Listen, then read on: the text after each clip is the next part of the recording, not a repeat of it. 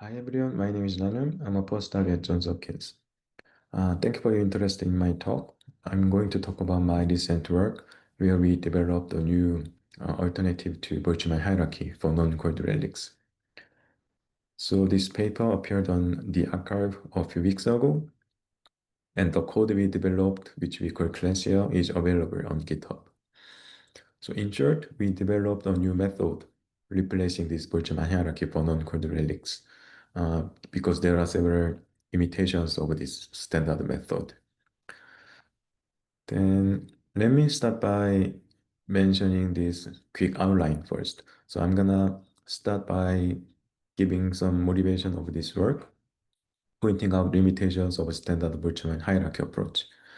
And then I'm gonna give you details about the method we developed, which is based on integral equation. And then I'm gonna show you our results, comparing our results with a standard Boltzmann hierarchy approach.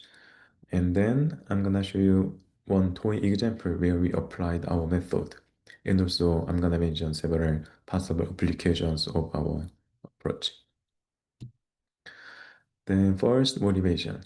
So to have or to calculate linear cosmological perturbations, we typically need to solve Boltzmann equation. And this Boltzmann equation is rewritten as an infinite set of coupled differential equations, so-called Boltzmann hierarchy.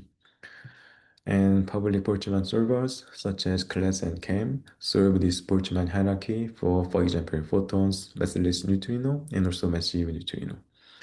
However, for non-cold relics, such as massive neutrino, solving this hierarchy can be computationally demanding because this explicit momentum dependence of equations. Then uh, let me tell you about limitations of this Boltzmann hierarchy method. So first, I'm showing you usual Boltzmann equations for massive neutrino. The right-hand side, which is collision term, is just 0 for massive neutrino after decoupling. And here F is phase space density distribution, tau is conformal time. And in the second line, we are defining perturbations to this phase space density distribution, which is psi. And F0 is homogeneous distribution. And in terms of this perturbation, we can have perturbed Boltzmann equation as I'm showing in the third line. Here, H and eta, these are metric perturbations in synchronous gauge. And Q here is co-moving momentum of neutrino in unit of neutrino temperature today. And by expanding this third equation in terms of Legendre polynomials, we can have coupled differential equations for each multiple moment. And these are coupled to the other, and this formed an infinite set of coupled equations. And this set of coupled equations usually, or in practice, need to be truncated at some maximum L.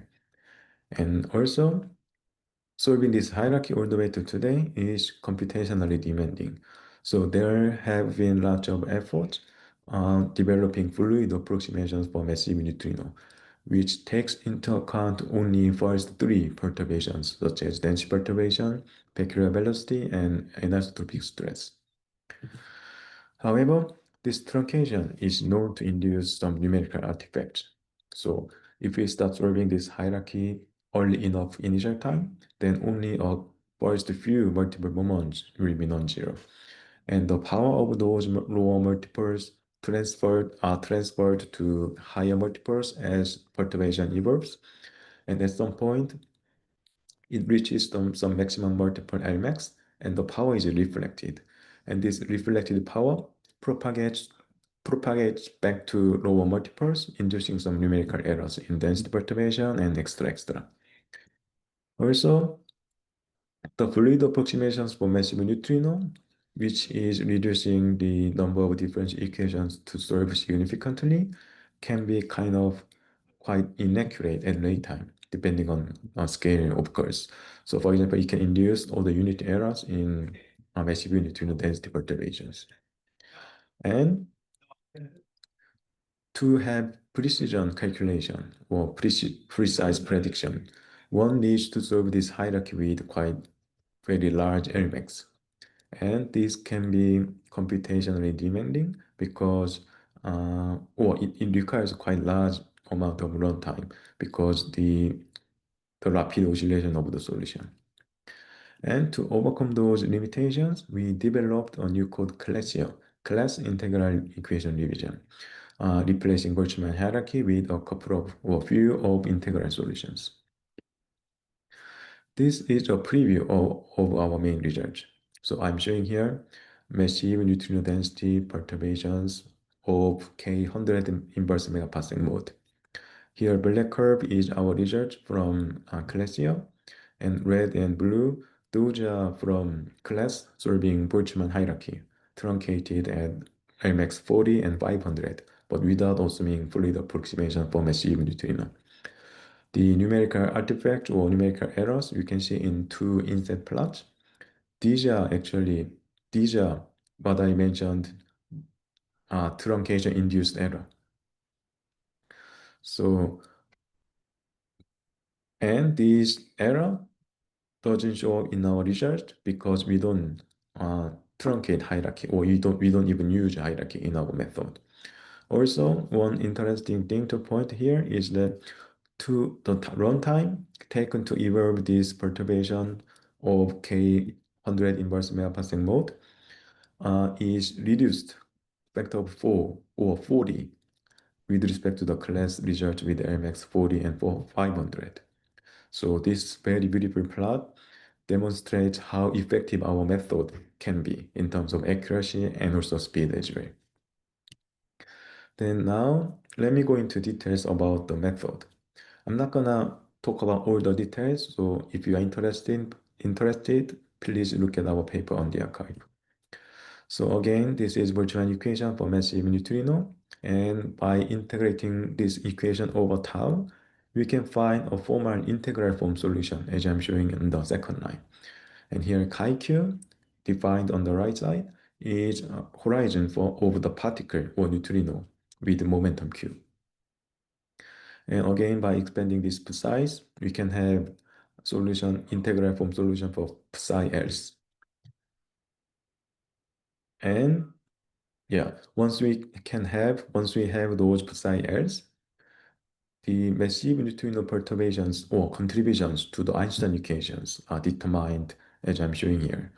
Density perturbation, pressure perturbation, velocity divergence, and also anisotropic shear. Meaning that we only need to calculate psi else up to L equals 2. That's what we are doing in our code. We don't calculate psi else for very high L's. And then let me show you how we indeed calculate or evaluate those integral solutions. So the first term is kind of straightforward. So I'm gonna focus on this second integral term here. This term can be rewritten as a convolutions in terms of new variable c, which is k times chi q here. And these source functions g and kernel functions k are defined as I'm showing here. And yeah, and each combination of g and k corresponds to each term in the integral solution, as you can figure out. Then this convolution integral I can be done in Fourier space doing FFTs, which is expected much faster than doing direct convolution. However, there are several numerical difficulties. First, regular FFTs require a very fine grid for good accuracy. And the source functions G, they have some sharp cutoff at endpoint, and this induces some ringing in Fourier space if we do Fourier transform. And this source function G evolves on a very different timescales depending on whether it's in this Fourier mode is inside horizon or outside horizon. So to address these issues, we first use non-uniform FFT instead of standard FFT using this code FI-NUFFT, which is Flat Ion Institute Non-Uniform Fast Fourier Transform. We also divide this convolution into three parts. So we define this G0, as a third order polynomials in C in two different regimes. And here C star is some parameter separating these super and sub-horizon regimes, roughly speaking. And with this G0 defined, we define G1 and G2 as I'm showing here. So these are, we are kind of separating these source functions on in early time for with G1 and late time with G2. And convolution with G0 actually can be done analytically.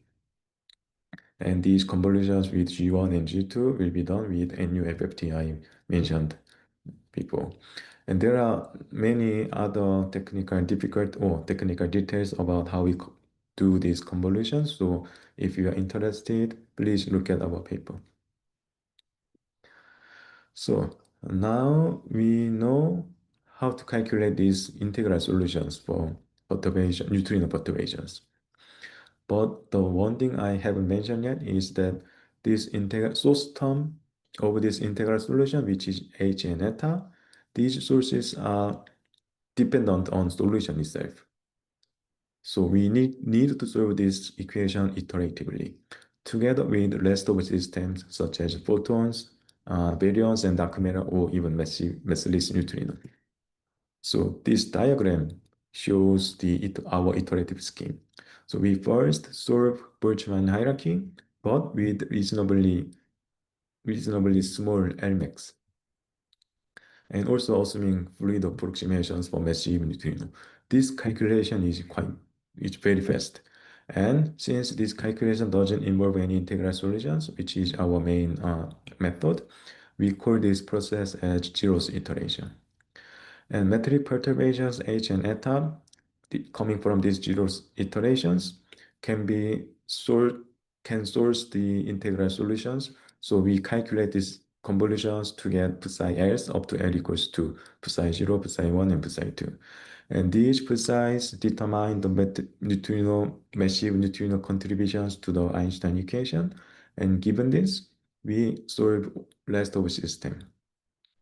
This process is what we call first iteration, and we iterate this process given in yellow box until everything converges. Then now, let me show how well our iterative solution converges. So I'm showing here massive neutrino density perturbations on the left and conformal time derivative of metric perturbation H on the right. And I'm also showing differences with respect to class results with LMX 500 on the bottom panels. So as you can see, if you look at the bottom panel of H dot plot, as we iterate, our solution converges to some final solutions. So, and this is not exactly same as class results, but as you can see, the difference between this final iteration 4 plot and the class result is order of 10 to the minus 4, being very small. Also, if you look at the focus on this gray to black curve, as we iterate, differences with respect to previous iteration get smaller, showing good convergence or demonstrating good convergence of our solution. And let me then explain the weird feature we are seeing in the bottom panel of this massive neutrino density perturbation. So this big bump is indeed coming from the slight inaccuracy of our convolution calculation. So we confirmed that we can remove this bump by increasing resolution of FFTs, but this still is quite small, being only 1% error. And there are repeated peaks as well in later time, and this is actually coming from truncation-induced error in red curve. So this is error in class results, but not in our research. So one thing I can mention here is that also the zeroth iteration actually involves the fluid approximation. So if you look at the big bump in gray curve, that is when fluid approximation turns on in zeroth iteration. And due to this approximation, density perturbation can have quite large error at late time, as you can see in the gray curve in density perturbation. Now then let me show you our results by comparing our results with standard Boltzmann hierarchy approach. First, I'm showing comparison of linear mirror power spectrum here. So the class results using solving Boltzmann hierarchy with LMAX 500 is shown as red dashed line here. And I'm showing fractional differences with respect to this class result in the bottom panel. So this 500, LMAX 500 is chosen to ensure the convergence of linear mirror power spectrum with LMAX value. So as you can see on the bottom panel, these two approaches agree with each other within error 10 to the minus 4. And our approach is not only as accurate as full Boltzmann hierarchy results. It can be much faster than this standard approach, depending on Kmax value and Lmax value. So in this table, I'm showing run times of these two approach taken to solve entire system. And as you can see, our code can be very efficient as we go smaller scales. And then let me show you a simple toy example where we applied our method. And then let me finish by mentioning possible applications. So our code can be useful to study beyond lambda CDM non-code relics. So to demonstrate, we considered some toy page space distribution as I'm showing on the top panel as black curve here. And then we computed linear mirror power spectrum and compared our result with Boltzmann hierarchy method with LMAX 500.